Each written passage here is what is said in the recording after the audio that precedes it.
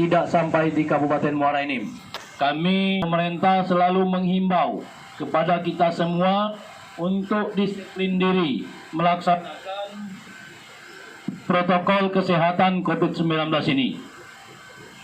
Rajin cuci tangan, gunakan dan jaga jarak.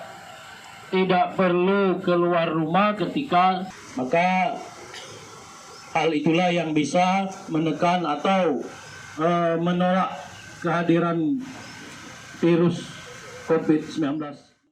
Ojek mana itu? Kalau ojek mana? Hah? BRI. Jadi selama ini penghasilan ojek berapa? Sebelum COVID. 60.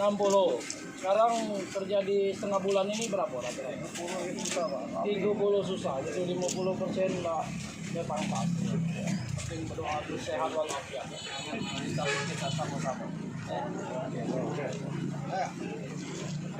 Ini makanannya apa? Lemak nih. Lemak. Goreng. Makan goreng yang tak kabores itu. Ah, ini paling lemak nih, Bang. Pesan ibu-ibu.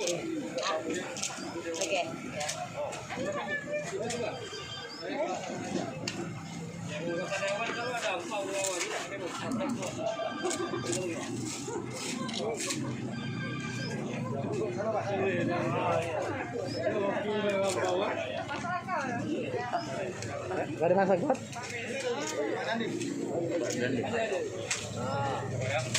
Mana